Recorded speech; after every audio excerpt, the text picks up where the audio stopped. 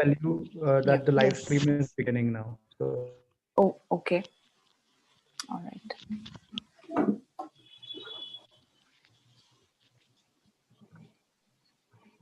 Hey. we are live on the YouTube channel, the Blisk YouTube channel, the CCamp YouTube channel, and the CCamp Facebook page. Um, so I will start the webinar now and let people in. Okay. So shall we start? No, we have to wait There's around still 3-4 minutes. The people will be coming in now. So we have a fair large right. number Okay. of registrations. You can see there on the attendees panel, the people attending. Mm,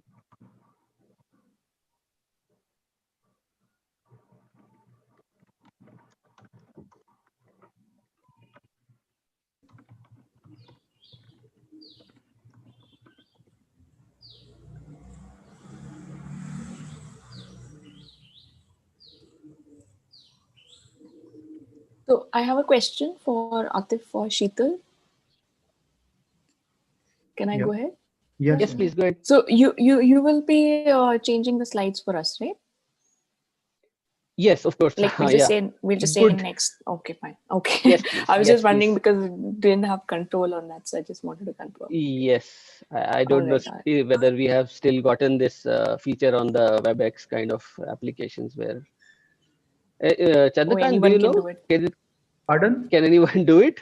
No, no, you'll have So to do the it. presentation. Yeah. Let's figure out a way now, because if it's becoming a way of life, Yeah, we'll figure it out. then But usually the person uh, who's giving the presentation just. I Apply. I know. Yeah. Okay, so we've got Sure. 110 people. What I'll do is I will very quickly just give them instructions. And so welcome everyone to our webinar. A lot of you have been are very familiar with Zoom by now. So please remember that chat for the attendees will be disabled. Um, and you should have, if you have any questions or issues, you can just directly put them into the Q&A box. Apart from that, there's a Q&A button there, which you will see on your mobile and on your laptop, on your app. And if you click on that, you can put in your question, and you also have an option to ask the question anonymously. Apart from that, just do make sure that your audio is working. So if we do invite you to ask your question live on the webinar, the audio should not be malfunctioning then. And in order for us to know that you want to ask a question, you can click on the raise hand icon and your name will go to the top of the list. So welcome everyone to our webinar. We are just running a bit late, so I don't have my webinar presentation, the instruction presentation, and I will hand it over to Debarshini, who will be talking about the series. Over to you, Debarshini.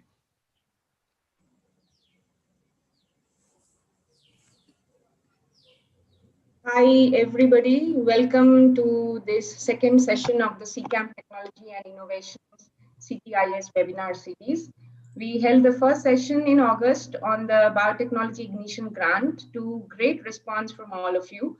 With the CTIS number 2 webinar, we bring you a closer look at the CCamp Technology Platforms portfolio, specifically our multi-omics facilities. Most of you are aware that Center for Cellular and Molecular Platforms, or CCamp, is a part of the Bangalore Life Sciences Cluster, or BLISC. We are one of India's most exciting innovation hubs where we promote cutting-edge research and innovation in the life sciences. What you may not know, though, is that CCamp was once instituted with the main aim to provide access to state-of-the-art technology platforms housed across the cluster. Today, CCamp is associated with 425 plus academic institutes, established biotech or biopharma companies, research organizations, startups, and individual innovators across India and the globe. We have supported over 180 publications. Our genomics, metabolomics, proteomics, lipidomics, and glycomics facilities together form one of India's best-in-class multi-omics facilities. With that, I now pass on the mic to my colleagues, Dr. Atif Alam and Dr. Sheetal Kalme from the CCAM Technology Platform Program. Joining them in the conversation will be Dr. Avdesh Pandit from Genomics, Dr. Chhaya Patole from Proteomics, Padma Ramakrishnan heading our Metabolomics facility, and Dr. Sabyasachi Haldar heading our Biologics Characterization facility. Over to you, Atif. Thank you, Debarshini, and good morning all. It's a pleasure to be talking to you this morning, and I hope we will have a productive, very interactive session. The idea here is to ask questions to the experts who have kindly agreed to give their time for the next hour or so. Just to make it a little fluid, I have put together a couple of slides as a prop to help discussion, and I'll very quickly go through the slides to give you an overview of what we have. Many of you might know it, but for those who would be seeing it first time or some updates from our side, I'll be showing them very quickly. As Chandrakant and Debarshini told, feel free to ask questions. You can ask questions when the experts are speaking, or you can ask hold on to them for the later part. So before we dive deep into the technical discussions, another very quick overview of what we do. We do our activities broadly in two verticals, that is technology resources, of which a subset we will discuss today. And then we also work very extensively with life science entrepreneurship ecosystem. And in this one slide, I am trying to do justice to the amount of work we do with the startups, right from the side of outreach to all the way to the acceleration of startups. With this, we have worked with over 250 startups and of various stages. Debarshini, correct my numbers anyway. So this is, though not today's topic, I just wanted to give a glimpse in case any one of you is interested to start your own venture, you know where to go. Okay, so coming to the technology resources, again, it is very difficult to condense the amount of resources that we have on the cluster, which is the three of the organizations together. I'll come to the multi-omics platforms a little later, but here I would like to introduce my colleague, Dr. Sheetal Kalme, who very ably manages the multi-omics platforms, all the projects, the techno-commercial side of it. While you hear from the technical experts, bear in mind that she is also around to answer any of the questions which are techno-commercial in nature.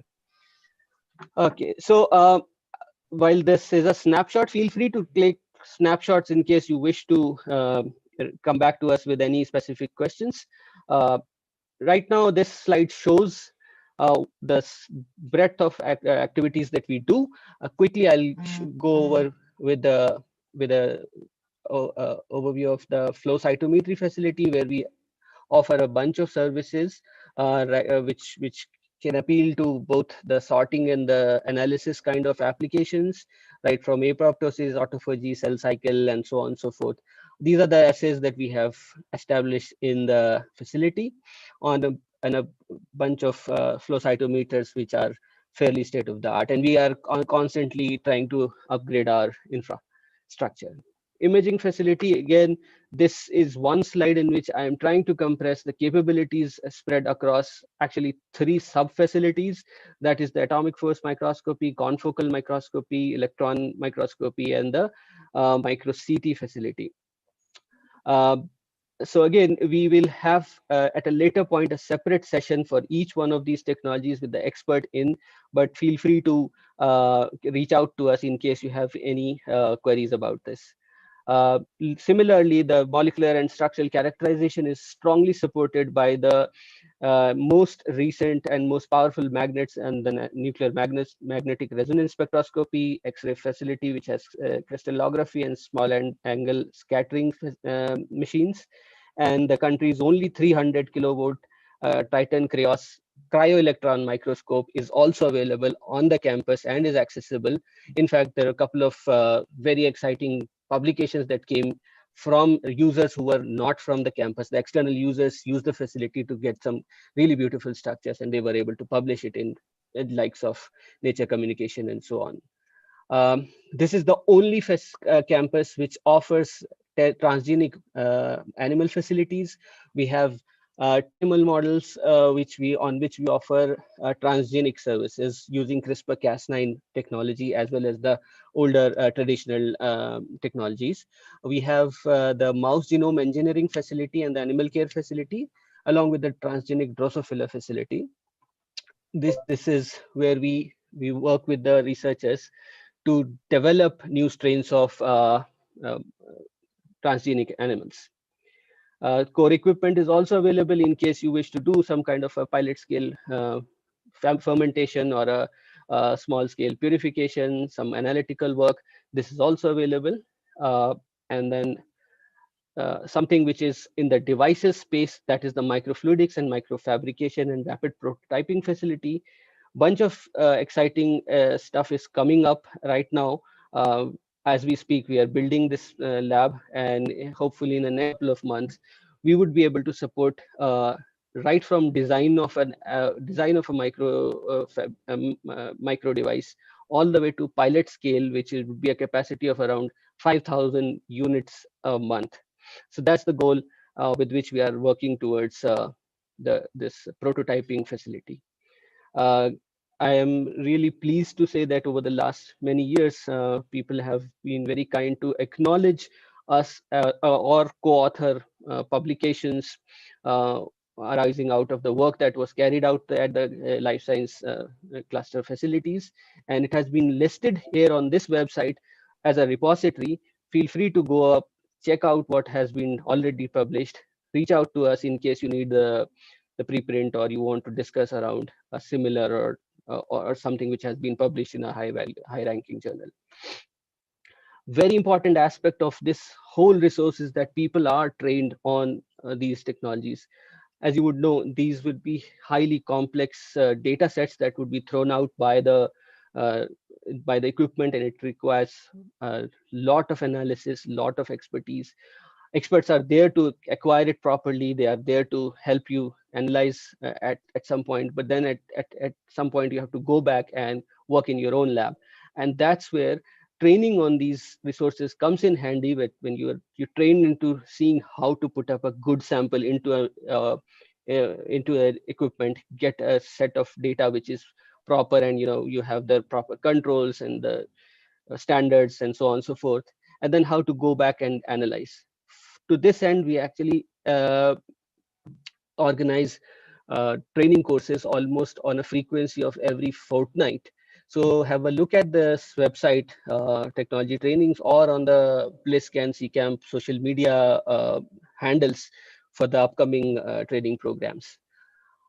With this, I'll actually dive into today's topic, and that is the multi-omics platforms, which are I've highlighted in the yellow box here: genomics and the mass spectrometry facility. You can use them as separate or in tandem to get enormous amount of data to try and understand the life and living cells itself. This is where I would like to introduce and have my colleagues take over one by one, share their few thoughts, and then maybe take questions. At this point, I'll invite Dr. Avdesh Pandit, who is in charge of the genomics facility. Avdesh has his PhD in plant sciences from IAR, and has many years of experience in the genomic space, and has been with us for last 3.5 years. Avdesh, it's over to you. Thank you, Atif. I'm audible?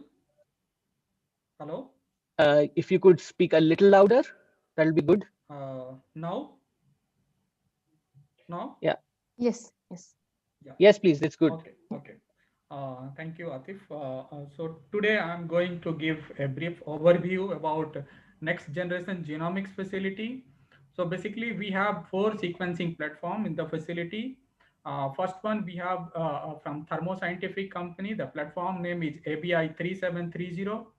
This platform is basically based on dideoxy chain termination method or the Sanger sequencing based method. We can generate up to 800 base pair good quality sequence read length. It's a 48 capillary based sequencer, so we can sequence 48 samples in one run, and it takes around 2 to 3 hours. We are using this platform for PCR product sequencing, plasmid sequencing, and the genotyping applications. We have two next generation sequencing platform from Illumina company, like MySeq and the HiSeq 2500. Both the sequencing platform are based on sequence by synthesis method. In MySeq, we can generate the maximum read length of 600 base pair. Uh, there are also different read length kits are available, like the single read 50 base pair, pair in 250 base pair, pair in 150 base pair, and the pair in 250 base pair kits, and the read lengths are available. So basically, suppose if we want to do the microRNA sequencing, and we know that the microRNA are 20 to 25 base pair or 30 base pair long. So we can choose for a single read 50 base pair sequencing, because just we need a 30 base pair sequencing. Similarly, suppose if you want to do the whole genome sequencing, then we need longer read length, so we can choose for pair in 250 base pair or pair in 300 base pair read length runs. So we can generate up to 50 million reads using the MySeq platform, and it takes 48 hours time. This platform we are using for a small whole genome sequencing, like the microbe and the viral genome sequencing. This platform is basically it's good for 16S metagenomics work. Basically, this is the one of the best platform to go ahead for 16S metagenomics work. And we are using this platform for targeted gene sequencing, like the amplicon and the gene panel sequencing. In another platform, the HiSeq 2500, there are two run modes are available, the rapid run mode and the high throughput mode. In other term, I can say the rapid run mode is also a low throughput mode. In rapid run mode, there are also different read length kits are available, like the single read 50 base pair, single read 100 base pair, pair in 100 base pair, or pair in 250 base pair. We can generate up to 600 million reads using the rapid run mode, and it takes around 7 to 60 hours. Similarly, in high throughput mode, we can generate up to 4,000 million reads in a run. In other term, we can say 500 in the form of GB. We can generate 500 GB data in one run, and it takes around 29 hours to 6 days. So we can do almost all kinds of NGS application using the HiSeq 2500 platform, like the large and a small whole genome sequencing, human, animal, plant, virus, and the microbial genome sequencing, whole transcriptome sequencing, chip sequencing, exome sequencing, or shotgun metagenomics work. We have another platform from Nanopore, and the platform name is MinION. Basically, this platform is based on electric current based detection method. We can generate up to 3 to 200 kb. Recently, some paper have reported they got around 1 MB reads also. We can generate up to 200 million reads using the MinION platform, and it takes around 48 hours. So this platform is we are using for like the MinION, we are using for a small whole genome sequencing, like the microbe and the viral genome sequencing, and also for the 16S metagenomics work.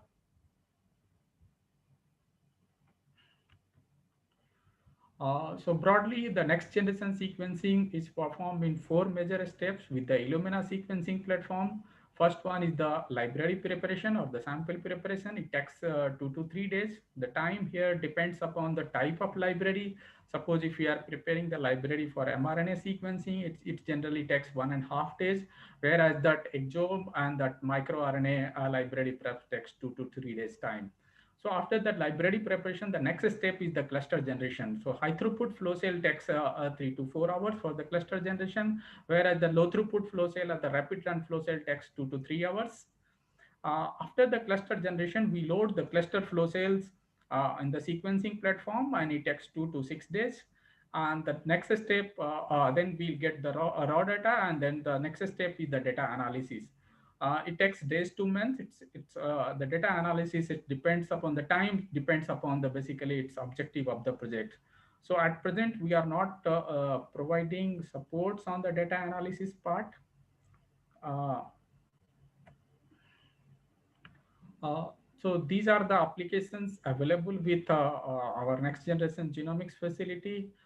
First one is the RNA sequencing. So we are providing support.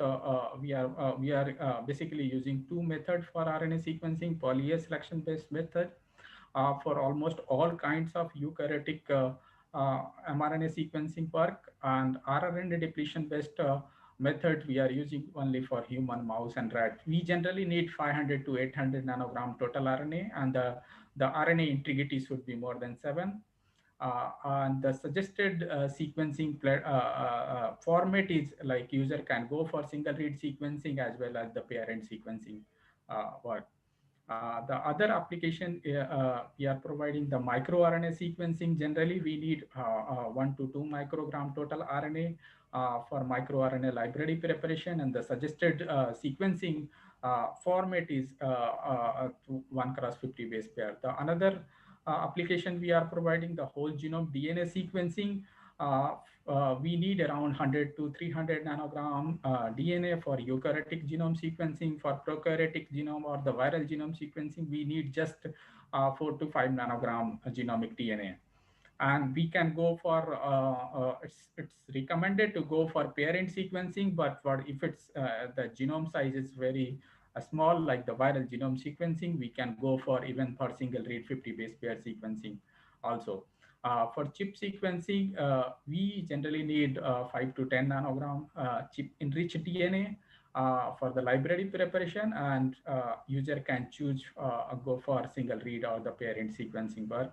For whole exome sequencing, we need around 100 to 300 nanogram genomic DNA, and the suggested sequencing read length is parent 100 base pair or parent 75 base pair sequencing format. For 16S metagenomic work, we need around 5 to 10 nanogram genomic DNA. And for V3 and V4 region, we need 200 to 300. For V3 and V4 region, the suggested sequencing read length is parent 300 base pair. And we provide data in FASTQ format. So this is the whole about the next generation genomics facility. I am happy to answer the question if anybody has. So I'll have a question to moderators. Do we take the questions now, or we hold on till the? Because there's a question on genomics for Avdesh. Yeah, just. Debashini? Yeah. Hi, surely. Can we take the question? Yes. So Sachin Kumar is asking that he would like to go for ancient DNA sequencing. What is the best way to do that?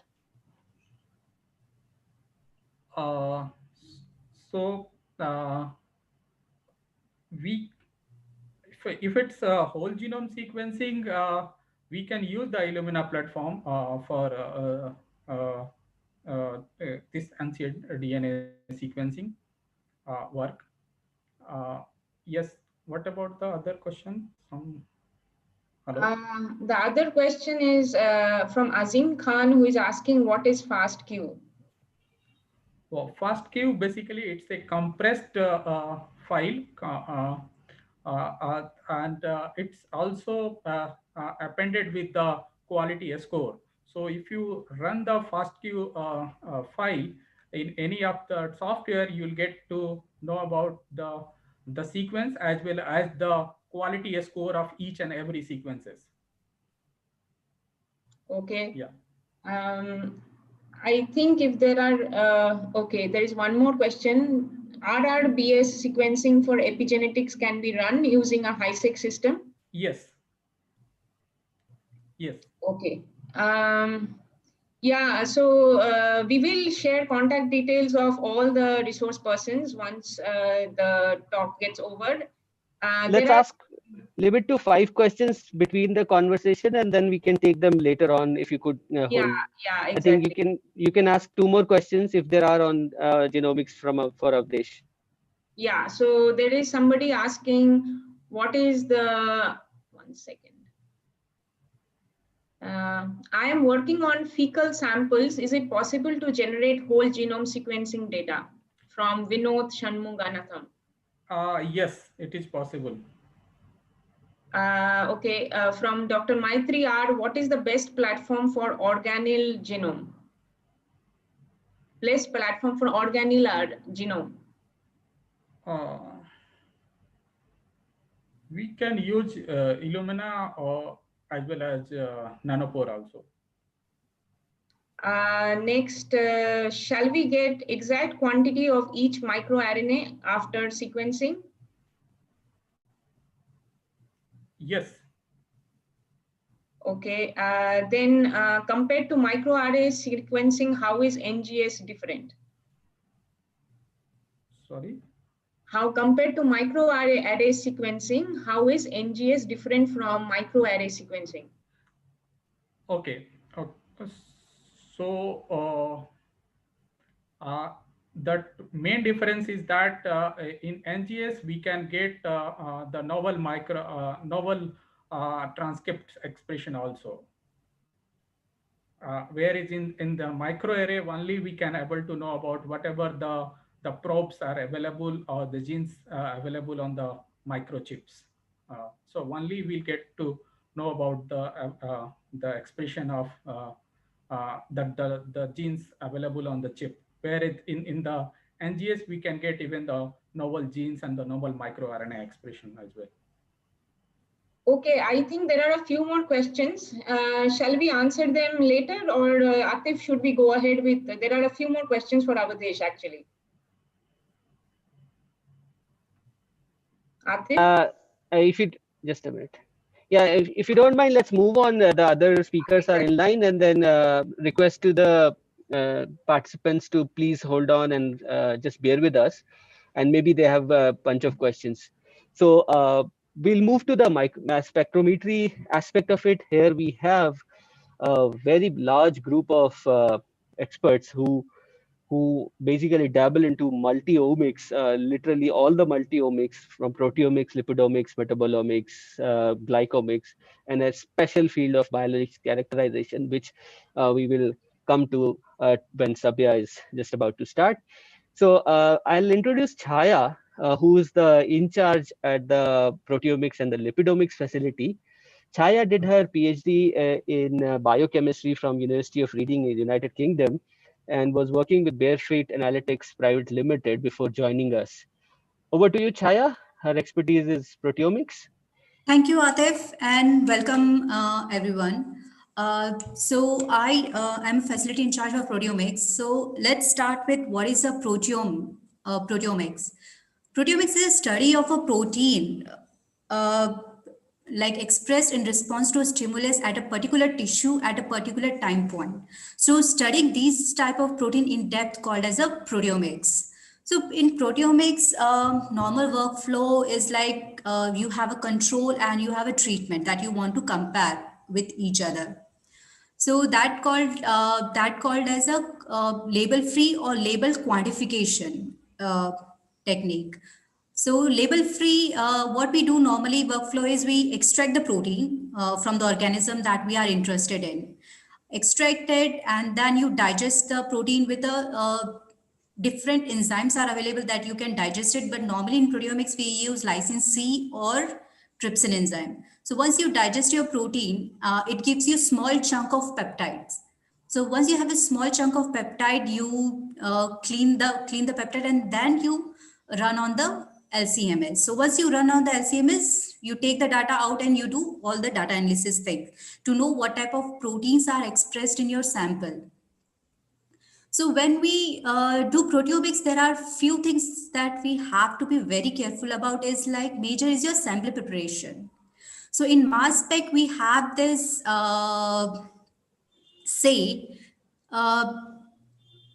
if you put junk in the mass spec, you'll get the junk. Okay.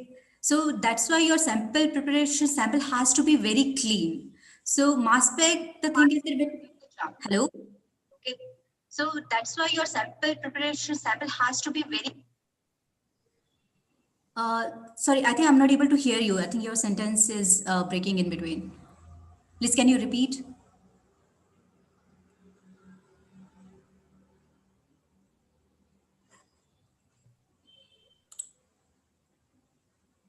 Yeah, I don't think there is any question right now. I think someone was speaking, right? I don't think anyone was speaking. Please continue. Okay, sorry. I thought I heard some. No. That's fine. Sorry. So in proteomics, your sample has to be very clean. Okay, so mass spec is not compatible with the detergent and the salt. During the protein extraction, we do use NP40, Tris HCl, sodium chloride, or SDS. So these type of detergent and salts are not compatible with the mass spec. So you need to make sure to clean them up before you put into the mass spec. So that is the thing you have to take careful. For example, if you're running gel, okay, so when you run a gel, most of the time it's a keratin contamination that we normally see in the samples that we get. So preparation of your gels are very critical, and you have to prepare your sample very in a clean environment. So that is the overflow of your sample preparation. So let's, I give you a brief about what type of services we offered here. So we do label-free quantification and label quantification. Label-free quantification is like, for example, you have a control set of samples and you have a treatment that you want to compare with each other. So in that case, what you will do, you will extract the protein from both the sets, digest it, clean up, and then run on the mass spec. And then you take the data out and then you compare what type of protein expressed in your treatment and what type of protein are expressed in your control. So you compare, relative comparison you do. In label quantification is the same thing, but what we are doing is we are labeling the protein. Okay, so there are different type of techniques that is available. It's called SciLike, iTrack, and TMT. So you can use this and label your protein, and then you proceed to do your trypsin digestion and your running on the LCMS. Let's come on the intact mass measurement. For example, there are people who are not interested in bunch of the proteins. Okay, they are only interested into a particular purified protein and their mass. What is the exact molecular weight of the protein? So we give that service as well. Reaction kinetic measurement at protein level. For example, if you are only seeing the enzyme and your protein reaction, okay, and you want to see at a particular time point how's your enzymes is modifying your other protein. So that type of kinetic study also you can do it using the mass spectro techniques. Next is de novo sequencing and N and C terminal sequencing. De novo sequencing is a type of where you use different kind of enzyme combinations to know the sequence of your protein. For example, if you think that your protein is novel and you want to at least try to get as much as sequence of your protein. The one drawback of here is like, because you don't know the sequence of your protein, so it depends on hitting in the dark. You use different combination of enzyme and you try to align it. So in this way, sometimes you get 40% of the coverage or 50. So it depends on the result you get out of it. Disulfide bridge analysis. Disulfide is like, for example, there are disulfide linkages in the protein. Okay, you purify the protein and you want to study what cysteines are having a like forming a bond with each other. So that kind of service also we provide. And protein separation based on the PI. If you want to say, we have an off-shelf fractionator which fractionate the protein based on that isoelectric point. If you have some isomeric proteins that you want to separate it out, so you can separate here. Next is protein-protein interaction. It's called interactome studies. For example, you are using one of the protein, okay, and you want to know what other type of protein are interacting with your main protein. So what you do is you do immunoprecipitation, pull down all the protein that going to interact with your protein. You study those interactomes. Next is post-translation modification. Post-translation modification, like right now we offer phosphoproteomics, ubiquitination, and acetylation. So they are the modification on your proteins. So specifically, if you want, you can study those modification and see how these modifications are affecting your signaling pathways. The procedure to contact to us is you can contact to my email address or service@ccamp.res.in. The step that we follow is once you register on the CCAMP portal, we have a telephonic discussion with you, understand what is your requirement, what is your experimental workflow. And once we approve on the experimental plan, then you submit a sample to us. And then we follow it up from sample processing to result report uploaded. And we try to give the results in a 12 to 15 working days. Can we go on the next slide, please? Thank you. So in our facility, we have two instruments that first is Thermo Orbitrap Fusion Triber. That is the latest addition in our facility. And this instrument we use highly, it's coupled with a nano LC system, and we use extensively to do in-depth proteomics.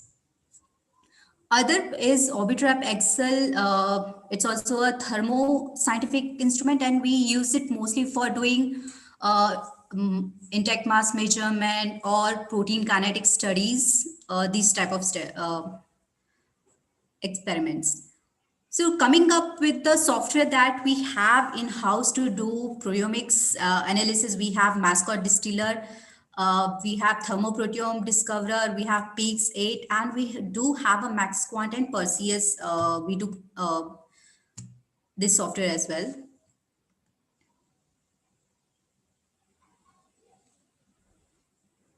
Yeah. Can you sorry, Chaya, since you are also looking at the lipidomics workflows, can you just quickly share a few lines about it, or you would? I know you're not prepared with the slides, but yeah, I'm not prepared with the slide because it was proteomics. Okay, so for lipidomics, I will give you a brief overview of what we have in the facility. So we do give complete lipid profiling, and we do have a targeted. If you are only looking at only particular species of lipid and you're not interested in anything else, so we do have a targeted profiling of the lipid species. So in campus, we have QTRAP 6500 and QTRAP 5500 from SciEx that we extensively use for MRM-based lipid profiling studies. If you have any question about lipid, I think we can take it like after this session. Offline, yeah. Sure, thanks, Chaya. Debashini, are there any quick questions for Chaya right now, or we move on?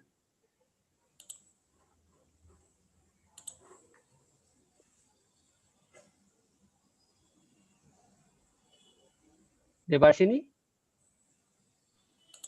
I think I can, sorry.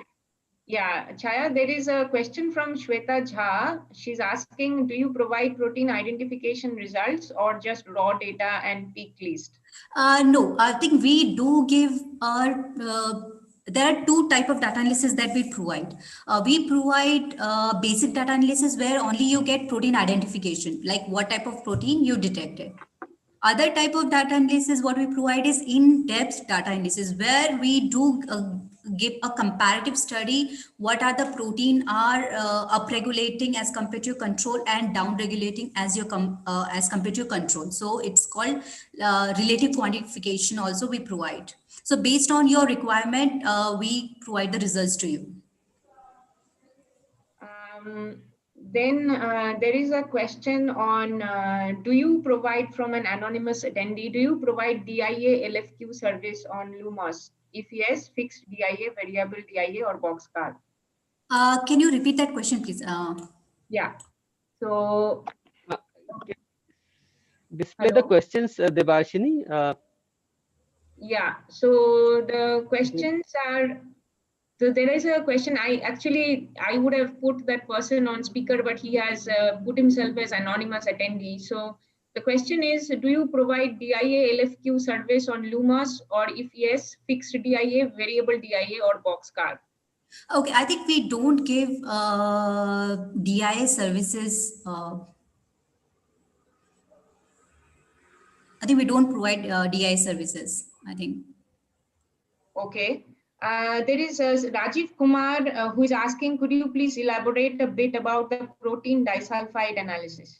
Okay, protein disulfide analysis is, for example, you have take it as a BSA protein, okay? Imagine there are 5 cysteines, just for an example, and 4 cysteines are involved in forming a disulfide linkage, okay? And you want to know what cysteines are forming that bond.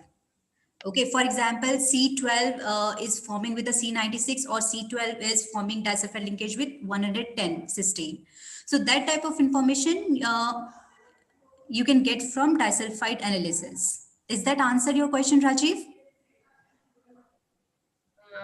Rajiv, yeah, maybe I can, 1 second.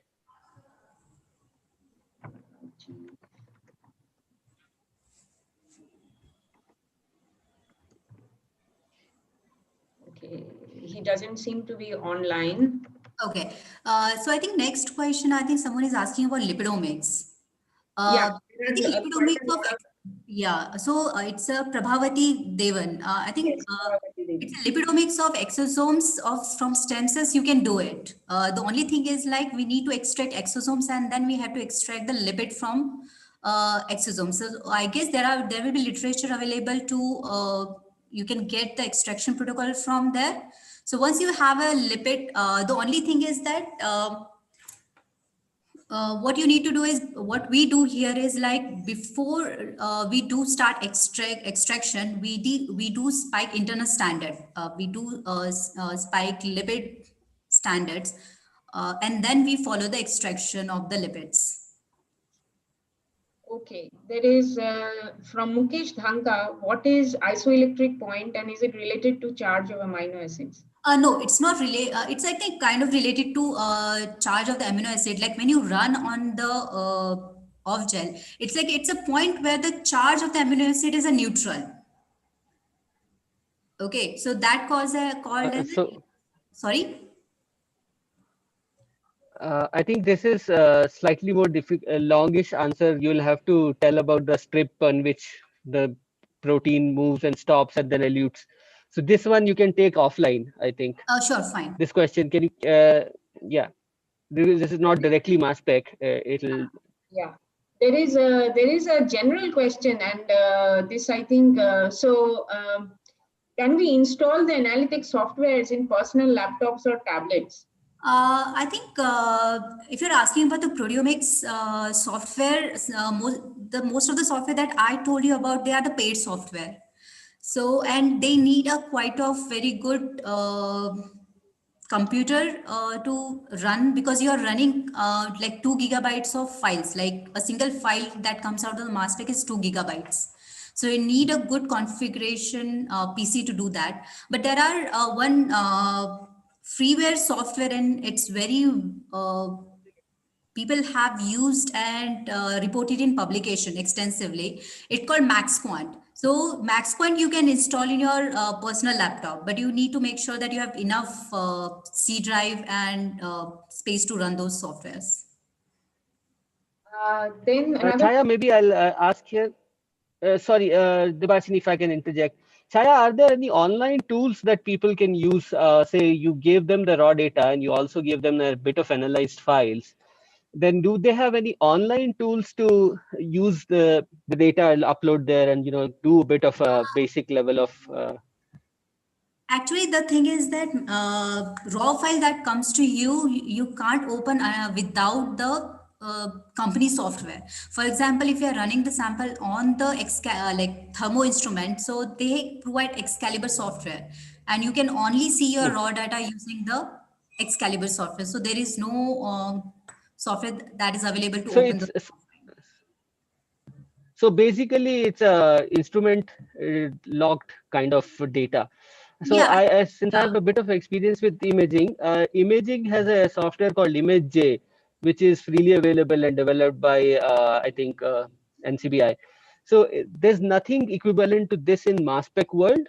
No, I think. I mean, this is a question to you and. Understanding we don't have, but what you can do is most of these softwares, okay, most of these software they give you around 60 days of free trial version, so you can install that and you can easily check your raw files. Okay. Yeah. Thanks, Shaya. Sorry, Debashini, there's somebody else asking question. I thought this was a relevant side list. Maybe we will keep this the last one for Chaya and then move on. When we want to do a platelet proteomics study, should we follow SciLAC, iTrack, or TMT? Which is the ideal one? Chaya? Sorry, please can you repeat that? Yeah. For a platelet proteomics study, we should follow SciLAC, iTrack, or TMT. What sort of analysis is the ideal one? For platelet proteomics. Yes. Okay, so platelet proteomics, you can see iTrack and TMT both are same. Okay, the only benefit you get in TMT and iTrack is the number of samples you can analyze at one go. For example, if you're using iTrack, okay, it comes as 4 labels. Okay, 4 and 8 labels actually. What iTrack kit you use based on that. So for example, if you're using a kit which has 4 labels, so you can label 4 samples at one point. For example, you take 4 patients. So you can label 4 patients with a different labels. Okay. And then what you do is you extract it and then, after extraction, you do labeling. And then you combine your all 4 patient protein, like peptide from 1:1:1:1 ratio. Once you mix it together, then you clean it up and run on the mass spec. So that is normally how labeling works. So you can choose anything from iTrack to TMT, both. Both are very well established protocols. Okay, at this point, I would like to just for the last question for Chaya, Vanita Prasad, I would allow her to talk so that she can ask the question live. Okay. Hi, Vanita, will you please ask your question?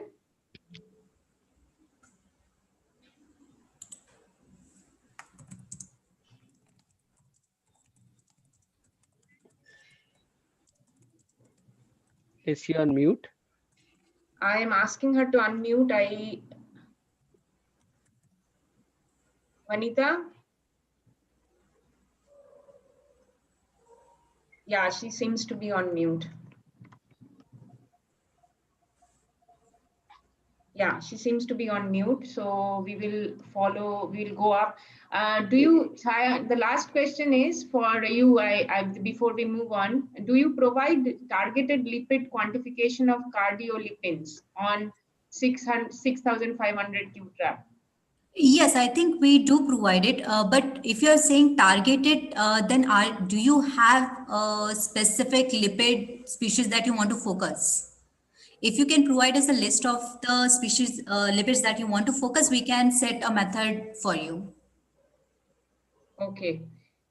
So a lot of, I think I would like to make a request. A lot of you are asking questions as anonymous. It becomes a little difficult for us to make you, give you the floor. So please try to give us your names. I think with that, Atif, shall we move on? Okay, sure. Now we move on to the world of small molecules, and which is collectively called metabolomics. And to give insights on that, I'll request Padma to join us. Padma did her master's in biophysics from All India Institute of Medical Sciences, New Delhi, and then worked at Panacea Biotech for a couple of years, focusing on synthesis and characterization of peptide therapeutics.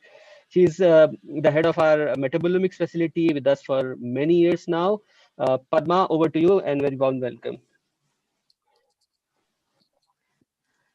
Thank you, Atif, for the nice introduction. So, okay, I'm seeing that black box still there, but thankfully it doesn't affect the figures. So metabolomics, I think it's by the name itself, it is evident that it is, we are talking about small molecules. The figure below is self-explanatory, and you can just see, where the metabolome comes in the scheme of things. And it makes even more sense when you talk in terms of different compartments. So you could talk of the total cell metabolome, or say the urinary metabolome, or the serum metabolomes, and so on and so forth. So that is what the objective is. So the key thing here is that it is a technology which allows you to simultaneously study many molecules at the same time. So that is the beauty of it. And the point is that we have that kind of technology that allows you to do so. And what are the main considerations here? That what are the key challenges in doing so? That although you would like to analyze them in the same method, what would be the cases where that could become difficult? Is that the metabolome is very, very diverse. So they have different because of their chemical nature. They can have different polarities. Something can be non-polar, something can be polar. They'll have solubility issues. Then they will have something might be acidic, basic, and so on and so forth. Like, something might be volatile, and stability issues. Also, like in other biomolecules, here also there is a difference in the order of magnitude in which they are present. For example, some molecules, like say the amino acids, might be abundantly present.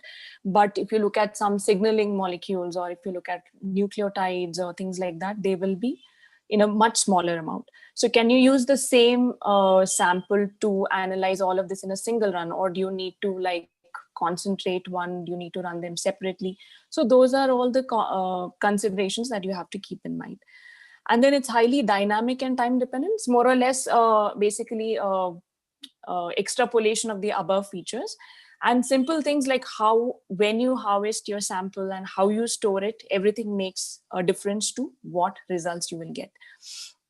So the common methods that are used are LCMS, GCMS, and NMR. In the next slides, I'm going to be talking more about the LCMS part, but the same thing can be used with GCMS as well.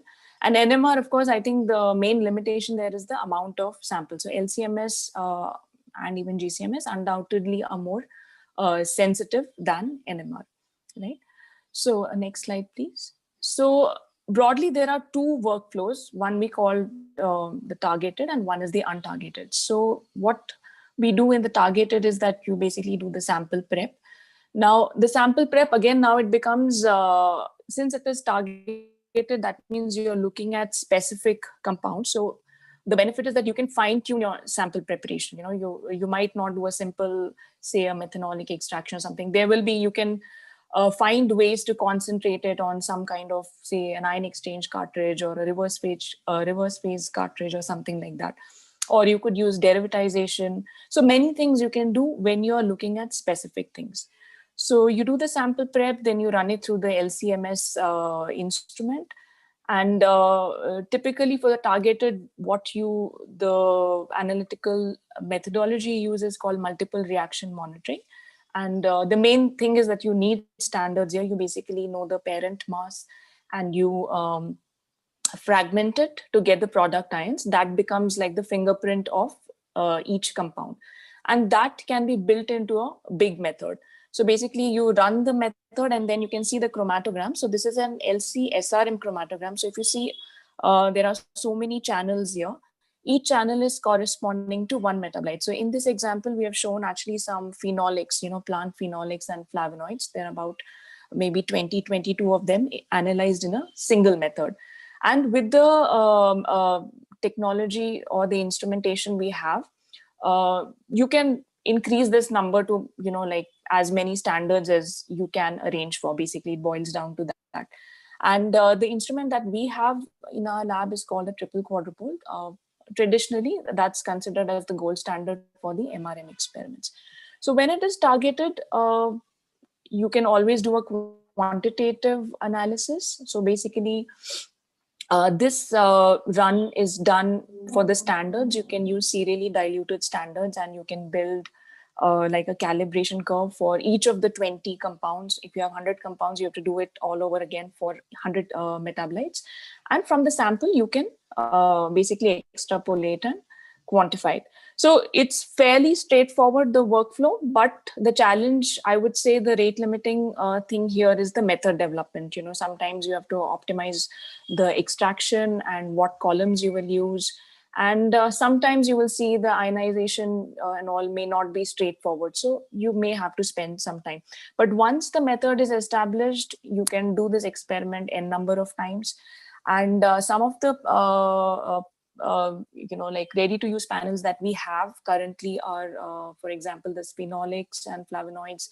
We have for bile acids, and we have for neurotransmitters and amino acids. So this is again custom built. So based on whatever the client's requirements are, we can work on building a method. Then the next one, which is, next slide, please. Next one is the untargeted one, which is what is kind of, catching the fancy of people lately. There are several issues with it, but a lot of work is going on. So here also, as you can see, the first three steps are almost similar. Now, the sample prep, it doesn't remain very specific. Usually the goal is to, extract as many metabolites as possible. So generally, it would be a more generic kind of sample preparation. But again, one has to keep in mind that, your results can vary based on what kind of extraction you use. For example, I might do a 100% methanol extraction, I'll get one result. If I add, make it aqueous methanol, or if I add a little bit of acid to it, so that could change my results. Maybe not 100%, but that will definitely make some difference. So as you would imagine, there would be a million combinations of doing this extraction, but practically you will probably, identify 2 or 3 key things. Basically, for the small molecule workflow, your key considerations are that you have to remove the protein, and that to make it compatible with the MS, you should not have any non-volatile salts. So those are the key requirements. So here also, then you put it on the mass spec. Now the mass spec here, the instrument itself is a little slightly advanced technology. As you can see, we would be using what is called the high resolution mass spectrometry. So these instruments typically have higher resolving power, and the output that you get has higher mass accuracy. So why this is required is because you're trying to identify masses accurately, try to put an elemental composition on them, try to establish their molecular formula, and also search it against external databases. So in the third step, again, you run it, and then you basically use softwares here, which are used for generating peak lists. That means you have run your sample completely on this, and you just have a software for pulling out all the signals that were possibly present in this are picked out. Then the software, of course, that is again an area of work where it has to be refined. It has to identify what are true signals. It has to identify what could be false positives, then what are adducts, what are isotopes, all these things it has to club and say that these are all the signals, whereas these are all the possible metabolites. So you get basically a very big list of, like it'll be a matrix, you can say, and that is what you will export into an Excel and then work further from there. And of course, the annotation is, like I said, you search against the library. So the library search is again 2 steps, maybe more advanced software will probably combine them together. But basically one is based on the accurate mass, which is the mass of the metabolite. And one is the fragmentation library. That means, again, like I said previously, when you fragment something, you get specific product ions, which is considered to be a fingerprint of that. So whether you get any matches from that or not. But you have to remember that at the end, again, everything is tentative. So unless you are able to corroborate your results with standards, you have to, talk in terms of this being like a high possibility of this being whatever you're seeing, but not 100%. So we are trying to offer like, I would say to some extent, best of both worlds, where we also run some standards, whatever is available with us. We have like a mix of maybe 20, 30 standards or something. So at least a handful of those signals which are that you pick up from this can be positively identified.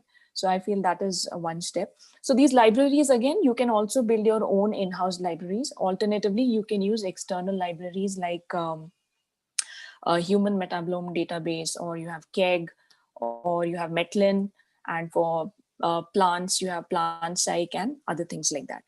So then comes the next step, which is basically how to process the data. So if one objective is to basically try and find out every metabolite that is present in a biological matrix, which I feel is a tall claim and may not always be possible, because we also have to appreciate the fact that all metabolites may not be compatible with LCMS. Some may be picked up only on GCMS, some may not ionize with ESI, you may have to use something else.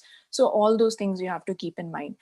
And also the problem of false positives is there. So how do you basically filter that data? How do you make sense of that big sheet that you get? What is genuine your signal? So you have to find ways to, use quality controls, you use CV values, then you filter based on some criteria. You can use internal standards that can be done to refine this. And basically, you can see from the figures, these are all, heat maps and some discriminant analysis tools or volcano plots. These are all also freely available tools. Many of you might be already familiar with it.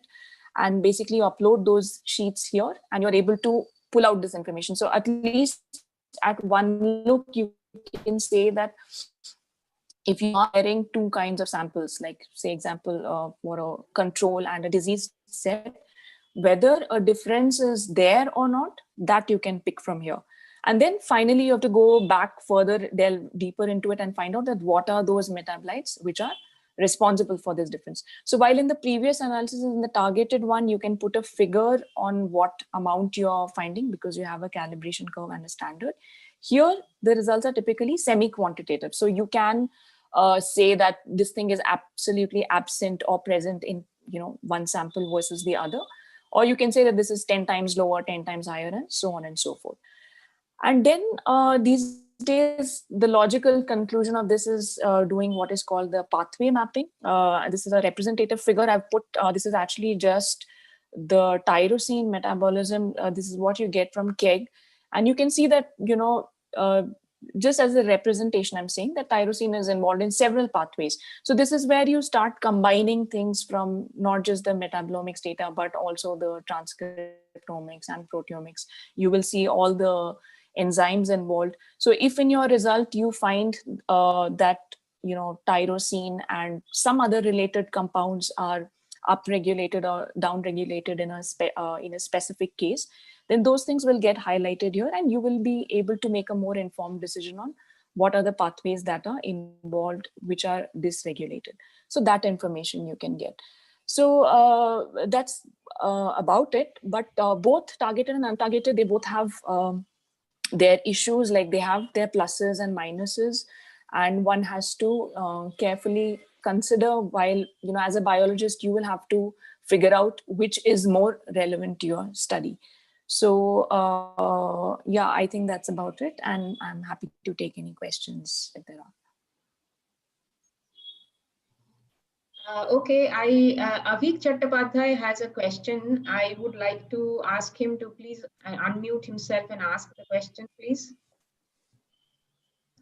Avik.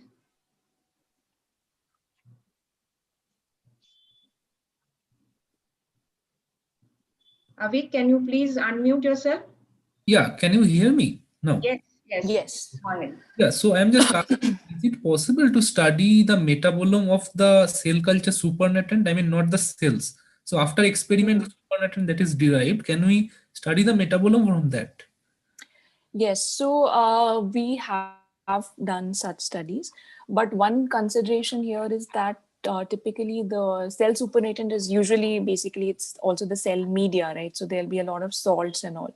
So we may have to have a cleanup step. We might do some kind of reverse phase extraction or something like that.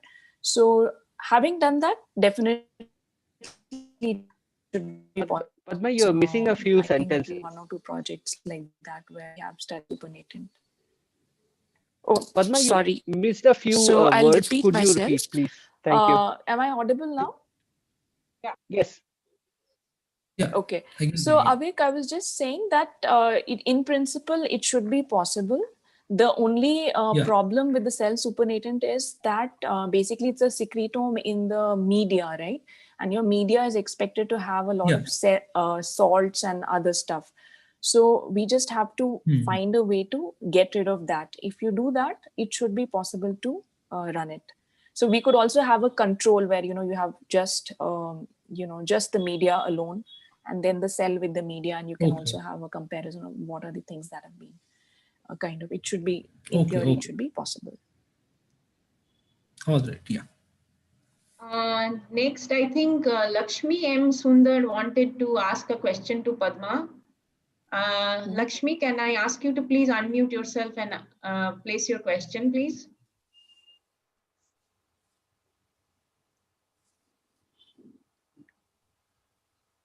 Lakshmi?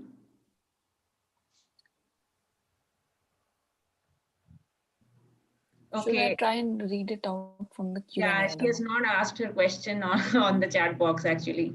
So, okay, there is a question. Okay. Do you require standards for metabolome-based molecule identification? Yes. So in the targeted one, definitely we need it.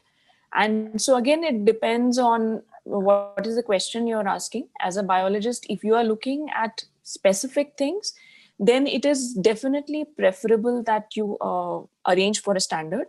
Otherwise, there have been some times when, it's not possible to arrange the standards at all. So there, what is the next best thing is that, we run it on an HRMS system. And we can kind of refer to other literature where people have already worked on it. So that way we will know the masses and the expected product ions. So you can hazard a guess like that, but the best case scenario is that you double confirm it with the specific standard. Okay. There's a question. So Lakshmi's question seems to be on the chat box now regarding plant metabolomics, especially for medicinal plants. What kind of analytic support can be availed from BLISC? Okay, that's a very broad question. So I think so we also have HPLC system, HPLC with PDA. So again, if it is targeted, we have a couple of standards available with us. I mean, more than a couple of standards, let's say about 20, 30 phenolics and flavonoids. Apart from that, the plant metabolome, if you may say, is huge. Like, there is like secondary metabolites and there are so many things. So again, if you are looking at specific things, you can, submit the standards. We can build a new method for you, or we can use the existing one if that helps. Alternatively, we can also use the untargeted workflow. I don't know if it answers it adequately, but I think if more detail is required, I can take this up offline with her individually. Yeah, there is a specific question. Can you tell us more about direct infusion mass spec metabolomics? Okay, so we don't do the direct infusion so much. I think in some cases it's done, but I personally feel it's always good to combine it with some kind of chromatography, because when you basically get the output of the untargeted metabolomics, you will see how it complicates things. There are so many signals that are coming up. It's not like you just see one signal corresponding to the compound that is present. So chromatography is very critical. That way you're carefully able to build what are adduct peaks or isotopes and what is coming from one main thing. So I feel, and also it is complicated by the fact that you may have many isomers and things, right? So for example, like L and D cannot be separated, and even otherwise structural isomers, like all these plant secondary metabolites and many other things, they have structural isomers, they will be co-eluting. So if they are co-eluting, of course, then even by chromatography, you cannot do it. But I feel the the direct infusion thing is, we don't do it. And I personally don't feel that it's a great way of doing it unless you have cleaned up your sample to kind of, remove much of the things that you feel is not required. If that is there, then you could still consider it, but I would still prefer to go it with, do it with, combined it coupled with the LC.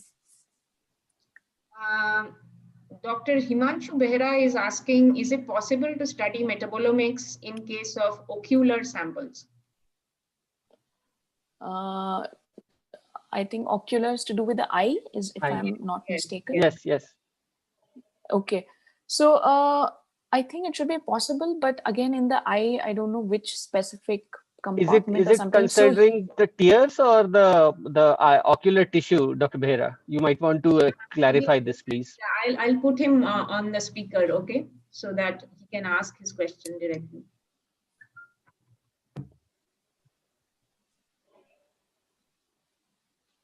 Dr. Himanshu, can you unmute yourself, please? Yes, ma'am. Yes, ma'am. Am I audible now? Yes. Yeah, Okay. Dr. Himanshu. Yeah, actually, I am working on ocular samples. So my question was, is it possible to study some aspects related to this tear specimen? Means tear specimen, Yeah. a healthy individual as well as a patient. Suppose if we are looking for some diagnosis of any disease in the tear specimen, so is it possible like that we can just follow this metabolomics like here? Yes, definitely you should be able to do it. I mean, I think this is, I have come across some studies which are doing that. Different conditions of the eye especially can be, so typically the untargeted workflow can be used for these kind of things where you can hope to find some markers to pick out like early diagnostic markers of a disease or something like that.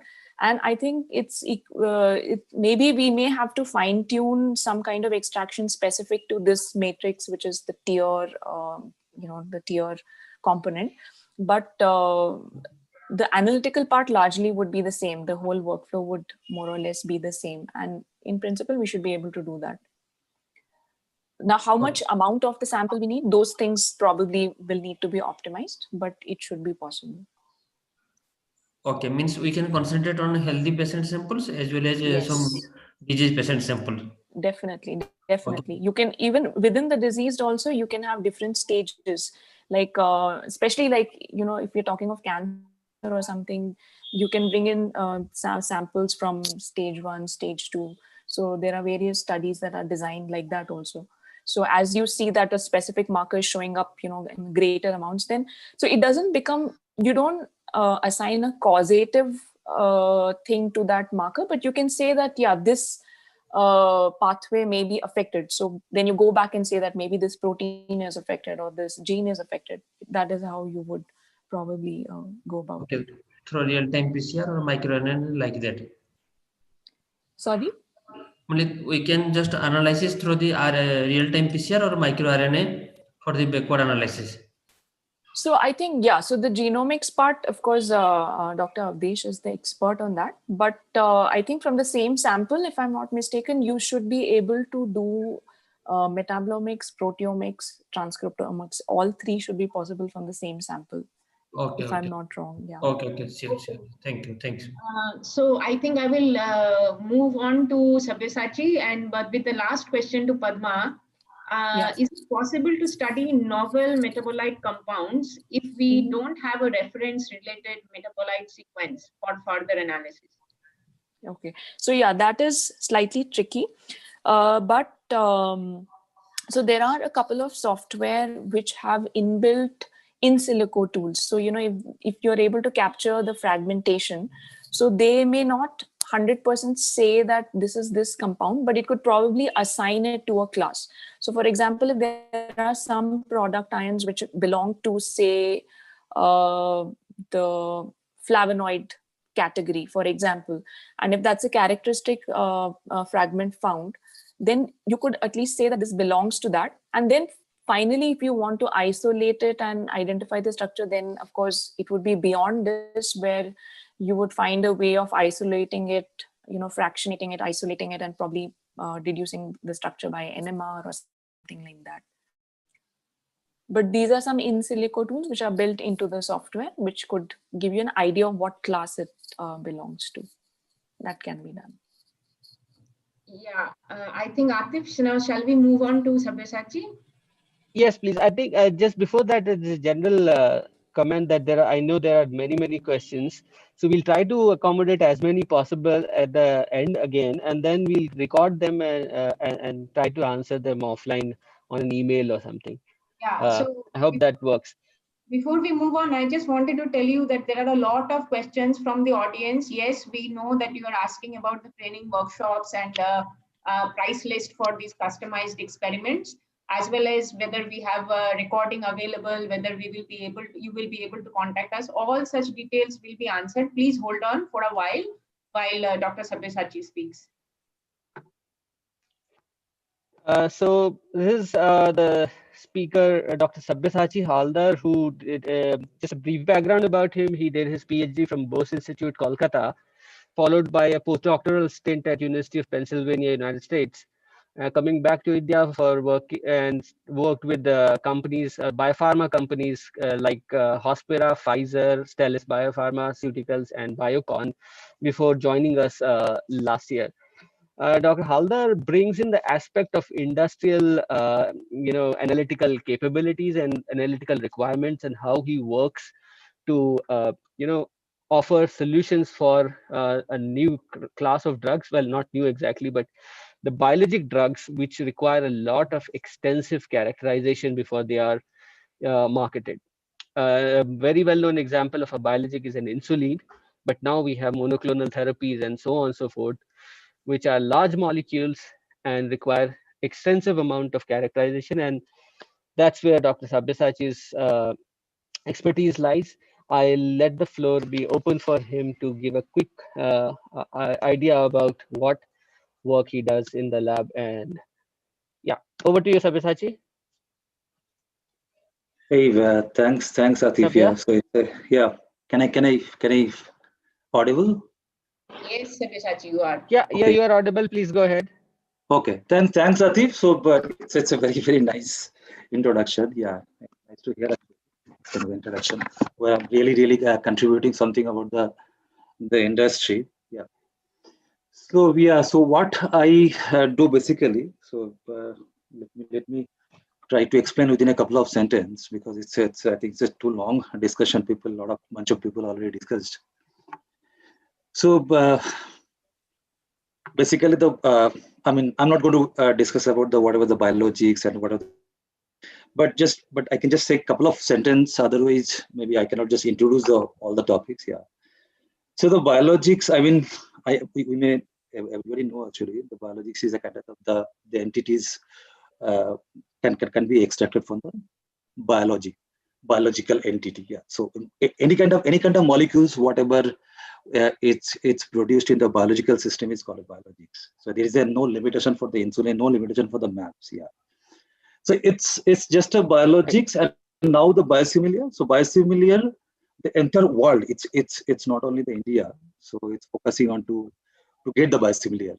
So yeah. So the purpose to get the biosimilar is a two purpose. The first purpose to make a more accessible to the people, and absolutely the cheaper version.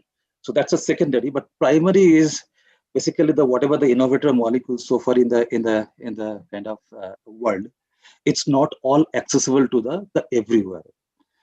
So and India is very smart about to make this all the biosimilar. So my role is to here in the CCAMP to support the biosimilar industry for some few characterization. So characterization is a kind of the broad terminology. So I think we just do mostly the physicochemical characterization. So where the primary structure, secondary structure, and the higher order structure. So these three structure we mostly focus. Yeah, I think Atif kind of here the primary structure is the intact mass peptide mapping. Yeah, so it records a lot of kind of sentences to explain all the attributes. I think some of the things already Dr. Chai explained. Secondary structure, tertiary structure, post-structural modification, impurity, and the functional. Basically, we don't do too many on that. But yeah, absolutely, we have some very small capability on to do this functional characterization. Yeah. So the idea is to understand the molecule. Yeah. But which stage and where did it record for the characterization? So characterization record for the day one. So when you start the biologics, the industry start from the biologics, and when the molecule goes to the market. So from the day one and to the end of the life cycle, so it's a kind of go to the market. It requires for the characterization different stage and the different way and the different parameter it's required to understand the molecule. And when we have to always understand for the biosimilar, so we are mostly focused on the biosimilar. To get the idea about the biologics, novel biologics, and the biosimilar, how comparable. So our target is to always show that the fingerprint similarity, right? So to show the fingerprint similarity in the biosimilar is a big challenge. It's not always easy to show the novel molecules because both molecules are extracted from the biological system, right? So it's not a easy job to kind of show all the features, primary, secondary, tertiary, the modification, all the attributes. In fact, the bioassay also, like the functional efficacy, safety, everything is not easy to show the fingerprint matching. So it's a big challenge. And you know what happened, like just because of this, all the characterization, so far whatever the biosimilar we established and it launched to the market. So mostly characterized for the innovator also, because when innovator came to the market, it did not characterize so much. So because everywhere the biosimilar characterization, it required the novel biologics characterization. And we have to show that how the similarity from the novel biologics as well as the biosimilar. So that's a very small kind of contribution, but very important contribution. We are trying to contribute to the Indian biopharma. So for the Indian biopharma industry, we could not reach to the global market yet. Yeah, but there are some kind of very highly recommended for the regulatory body, where the regulatory agency expect bunch of the battery of the studies actually, where we have to show the novel biologics and the biosimilars is similar. And that's our service. So we basically are working together with the industry rather than to giving a service. So whatever the industry we work, so we pull them to here to CCAM. Sometimes we just go there. But most of the cases, like we pull them to here and we sit together. They can see our data, and so that's how it's not like we just get the samples and generate something and just give it to them. So our target is to knowledge sharing. So they yeah, I spent some very short time, not too much, 4-5 years in the industry. But I can know the pain of the industry and how the people in the industry think about to release the product actually. So it's another aspect is a timeline. So within a short time and with this stipulated timeline, you have to finish all the activity. So this is the entire kind of the approach, the philosophy we have to work with the biopharma industry, and this is activity absolutely the quality of data system, and the mass spectrometry is absolutely the major kind of technology. But it's not limited to the mass spectrometry, where I kind of told that secondary structure by CD, fluorescence, FTI. There are a bunch of the technologies are there, or physical technology. In fact, the NMR crystallography also that we have also in the experience facility. The very high-end NMR is there. This is all our technology. We're just trying to combine and to get some data and to provide to industry and allowing to industry like kind of. So this is our capability we have. This is all the data can be used for the regulatory as well to drug to like kind of from to your bench to the market. Yeah. So that's a. And I'd be happy to if someone have a question in this regard. Yeah. Thanks to Atif and Devarshini to arrange this kind of interesting discussion. So, Sabya, before we delve into the questions, I just wanted a roundup of from you. So the idea here, and this is perhaps a general question from the audience as well. So the idea here is that this is more of a focused characterization of, or rather a comparison between the molecules that were existing in the market, and when you are making a similar. So since you are making a similar of a biologic molecule, it's called a biosimilar. Right. So the work that you are doing is to establish the similarity or the extent of similarity of between the innovator molecule and the biosimilar molecule, which, say, for example, a small company or a startup has made in India. Did I put it correctly? Yeah, I mean, it's, and so the idea. Yeah, please go ahead, Atif. Please go ahead. Yes, please. No, you go ahead. I just want to listen your kind of question first here. So it's not a question. It's sort of a putting in the context. So as you mentioned that these are large molecules, they're complex, and they require a lot of techniques to characterize them and show to the regulatory agencies that these two molecules, the innovator molecule or the original molecule, and the similar molecule, or if I can use the word loosely, the copy molecule, are similar. And since they have to be injected or ingested by human subjects, you need to be absolutely sure that, right? So you just don't do mass spectrometry, but you do a lot of other techniques, orthogonal techniques like NMR, fluorescence spectroscopy, and DSC, and so on and so forth. Which means you have the capability to do all kind of characterizations, and then these can be extended to other molecules as well, if they may or may not be biologics. Is that correct? See, I mean, absolutely, it can be extended to the non-biologics, but the just the technology. So all the using this NMR mass spectrometry, we are just fitting some molecule and getting some information, right? And then the main challenge comes. So it's not the generating the data, right?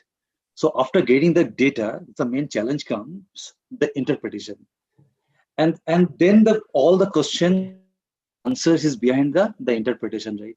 So we just spend the hours and hours to understand what is the interpretation of the data. Yeah, you rightly said. So novel biologics. So most of the kind of what of the company already they established in the market, right?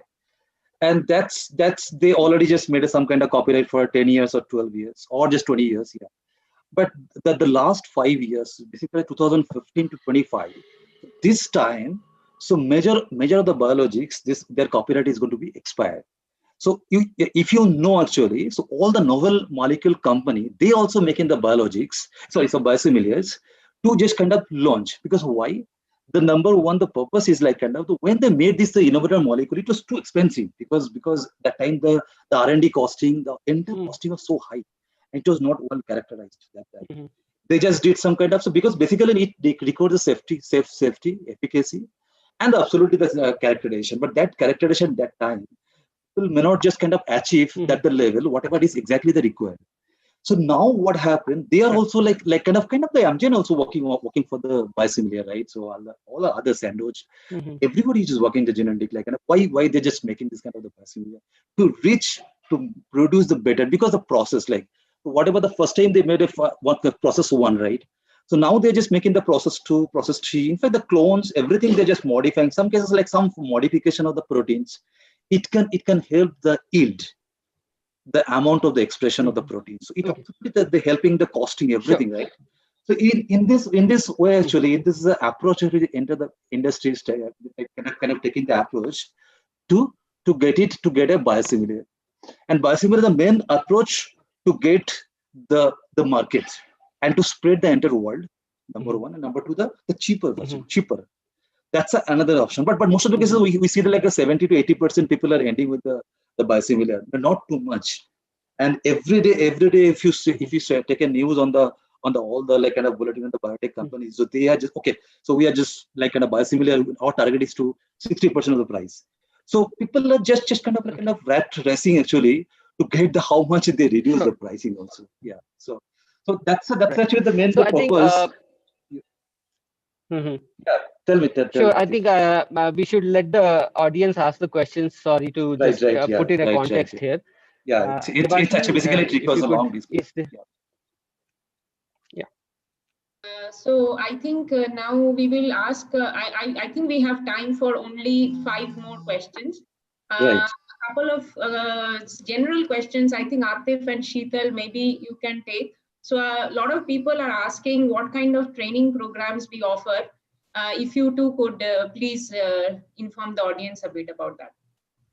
So training program for the biologics. No, I think this is general. Oh, actually, this is a general question. Okay. So, right. No, yeah. sorry, I just missed out. Sheetal, if you are there, would you like to take here? Yes. I've for your help put up the slide. Yeah, hi Sheetal. Yes. Yeah. Hi. So, hi, I'm Sheetal. We do offer trainings in all the Omics platform. We do also provide NGS trainings on hands-on as well. We will be launching a hands-on training with Swiss NGS facility as well as CCamp and Abilix NGS facility in next year, September 2020, with the hands-on for genomics, whole genome, as well as 16S metagenome. We'll be launching a online bioinformatics course as well for it, most probably in February. Once the dates are on, you can visit CCamp website and get more information about it.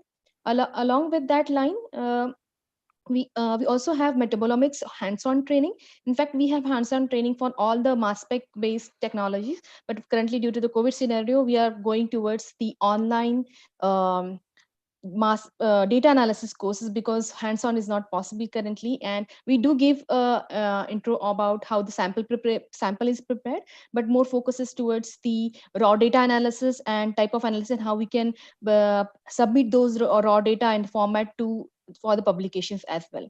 Along with this, we if you want an in-depth hands-on training, once you come for hands-on training, CCamp is known for its the in-depth and very nice trainings, as we do a certified trainings as well. So you get, once you come to us for hands-on training, you can handle the machine yourself, you prepare the samples for yourself. And we also have the training batch of only 10 people, so so each and every person has a chance to do their own hands-on trainings as well, and more focus towards individual training goes on when you have less number of people in batch. And we frequently do a hands-on training thrice every quarter of the year, but currently we are doing only data analysis. So currently we just finished our metabolomic analysis last month, and proteomics data analysis course will be launched within 2 months. Again, after 1 month, we'll be having metabolomics. So just keep an eye on a CCamp website, or if you are registered to our technology platform portal, yes, you can always get an email and you can register on our training platform. We will give you, Debashin will provide you the training email IDs where you can write to us if you want a specific training. We do also provide flow cytometry training. We do also have microscopy training. We have image analysis trainings as well. So currently flow cytometry and image analysis training is going on every month. There also we have a specific number of small groups, so we can address each and every individual personally and get them trained in these.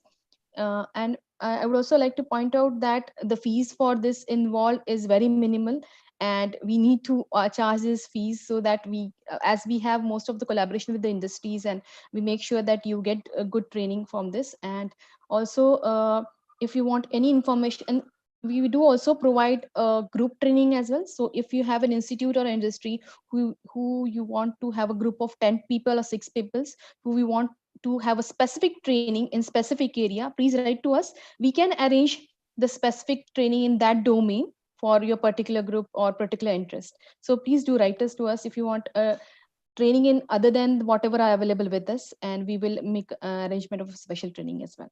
And along with these, we do also, once the COVID situation is resolved, we also do a hands-on training for individual persons. So depending on 1 week to 15 days, depending on extensive trainings. So if you have any kind of training in mind and you want to have a specific training, please do write to us and we'll try to arrange that for you. Okay, thanks, Sheetal. And one other question, a general question for both you and Atif. So a lot of people are asking what is the cost involved in some of these customized services that we provide on Omics? Any any ballpark idea that you can give us?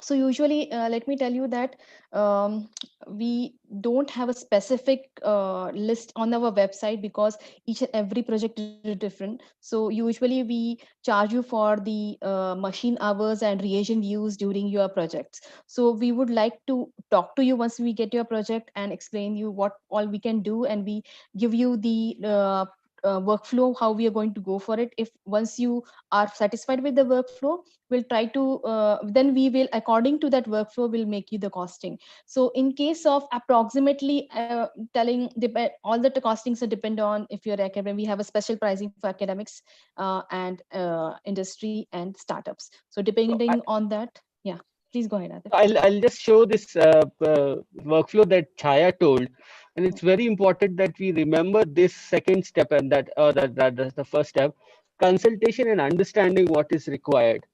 So while we do have standard pricing for a few things, but definitely a consultation is important to understand what is the requirement and what is the end goal. I remember one of the questions was on the data analysis, what kind of data analysis, and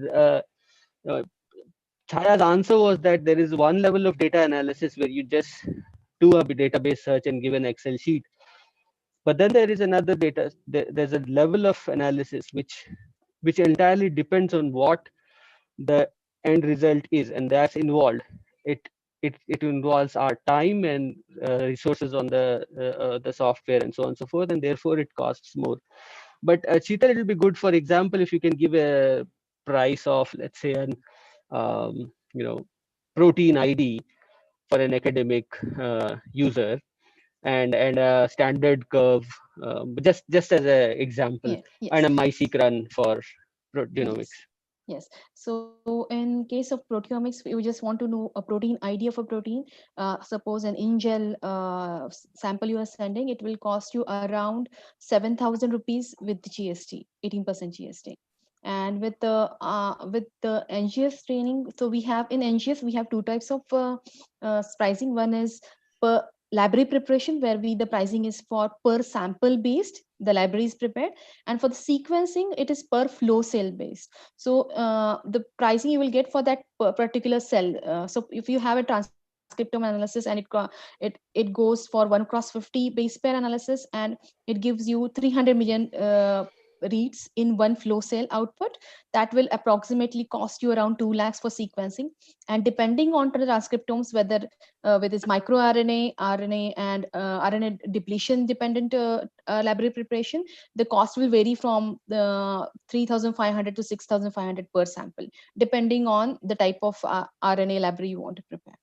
So that is an approximate pricing. And that's what, as Atif said, once you come and communicate with us and have a detailed discussion, we'll be able to see how many samples we can accommodate in one flow cell and try to reduce the pricing as well. So once we have a detailed discussion, we'll have a ways to reduce those pricings as well. Okay, thanks, Sheetal.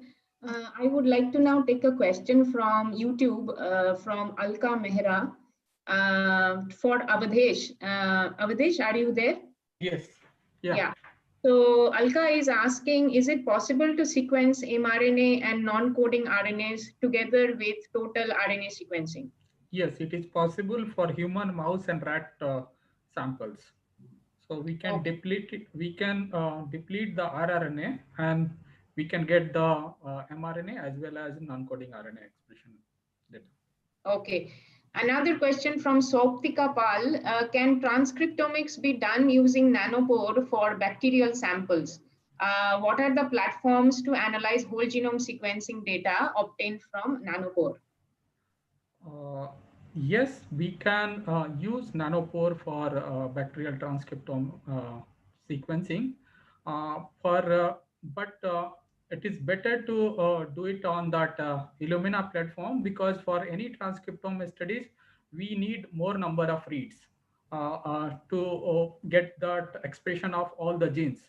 And in Illumina platform, that the number of reads are more, it's way more than that nanopore platform. So I will recommend to go for Illumina platform for any transcriptome studies. Okay. Next, I think there is a general question. Are monoclonal antibodies prepared only in mouse, or can be used, some other animal model can be used? Atif? Yeah. So there's a context on this question. So if you are talking about the context of biologics or biosimilars, biotherapeutics, they're actually not made in the animals, they're made in the cell cultures. You do a fermentation reaction and then harvest the expressed cells. So that's the state of art to get the monoclonal, therapeutic monoclonals in a fermentation. And that's where the whole idea that you have prepared an in vitro molecule using cell culture and fermentation, and then you characterize it and find whether it's functional, whether it has all the attributes that a naturally occurring monoclonal will have. But having said that, if you want to do monoclonals for R&D purpose, then of course you do it in the mouse or laboratory animals. Now there are of course a lot of models which can be used to make antibodies, not just monoclonals, including something called camelids, which can be raised in camels. You have a lot of antibodies coming from horses. So yeah, there are multiple things, but therapeutic molecules do not come from animals. They come from cell culture fermentation. Okay. Does that answer the question of the? Actually, it was an anonymous attendee most probably, so I am going to move on with Sure. the next. Can we screen amino acids? This is for Chaya. Can we screen amino acids in cell culture medium using targeted quantification? For example, specific quantification. It's actually for Padma. Padma. For specific quantification of cysteine and oxidized and reduced form. Yeah, so amino acids, actually, we have a method already. So if you're talking of free amino acids, definitely we can do it. And cysteine, the reduced and oxidized, it's a little tricky. These molecules are always a little tricky. So we have not included it in the method that we currently have, but separately we can work on optimizing it. It can be done. Okay. Okay, there is a question from Dr. Tina Dave. May I ask you to, this is for Chaya. I will just put her on the speaker once. Dr. Tina, may you can please unmute yourself and ask the question.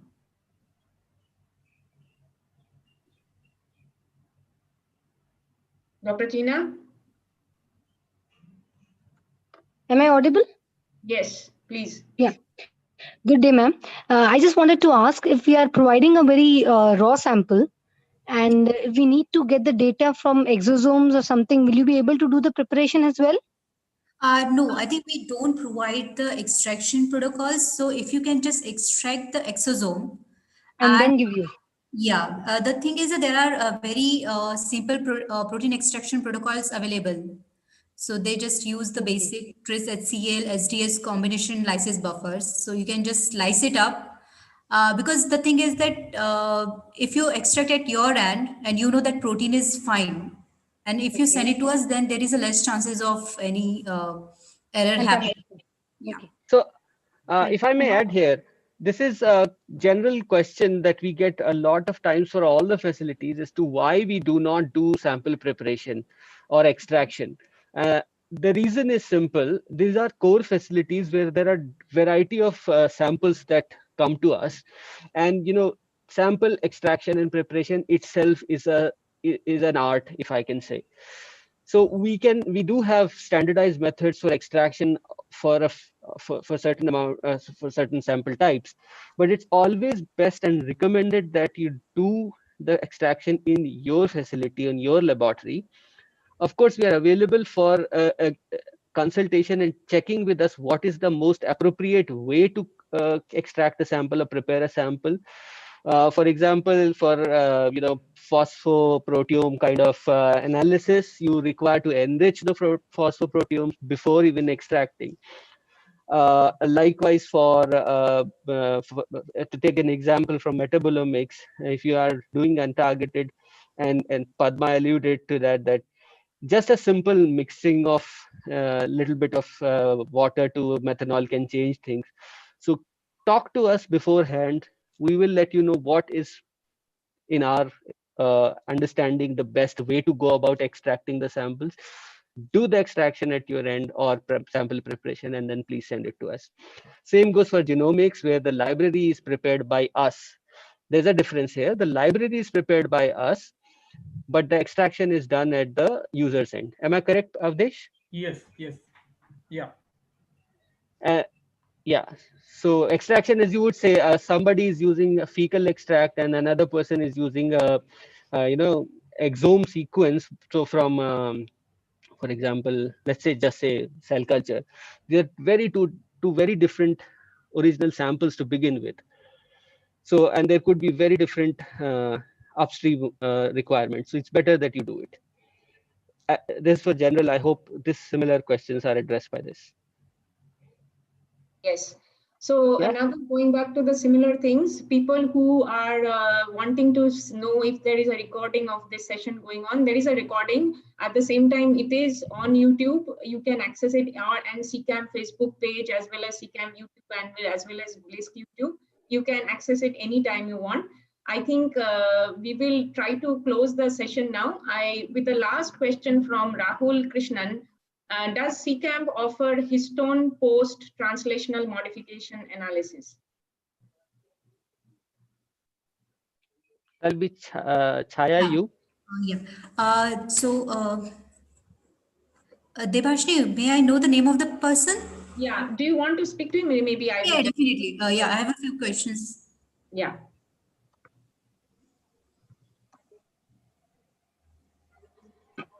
Rahul, can you please unmute yourself and ask Chaya? Hello. Yeah. Hello, Rahul. Am I audible?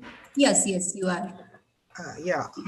I'm studying on histone post-translation modification, generally on basis of epigenetic aspects. So I wanted to know whether CCAM offer the service for doing the histone post-translation modification. I'm doing it based on cell culture, cell cultured cells. Cell culture cells. Okay. Histone modification, I think you can do it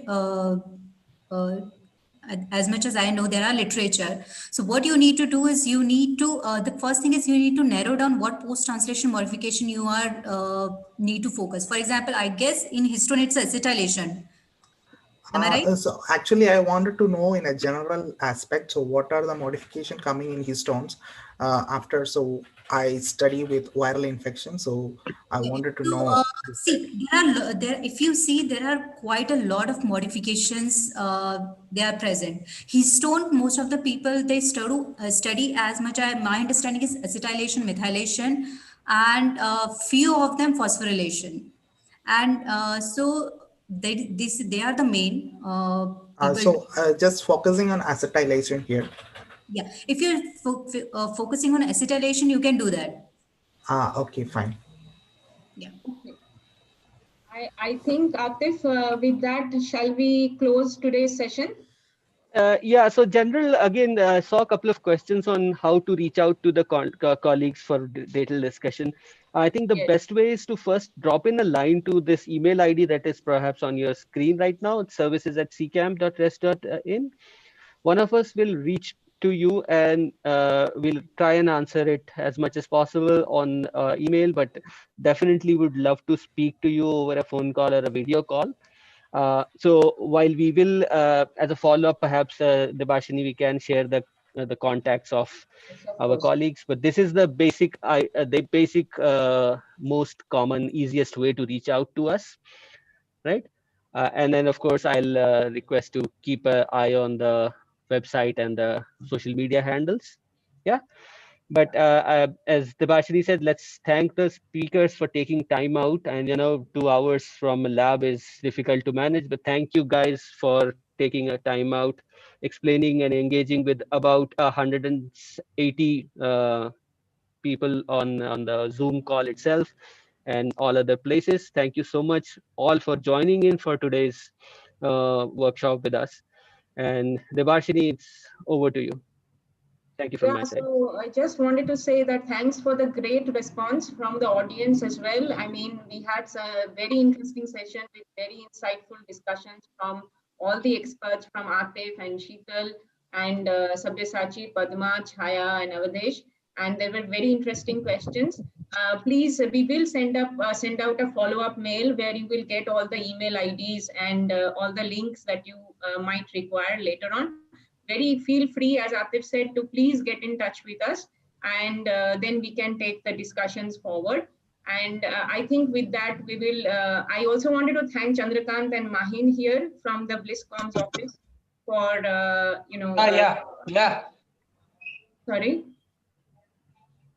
for helping coordinate today's session. So I think with that, we will close, and thanks everybody. And see you for the next session of CTIS coming soon. Yeah.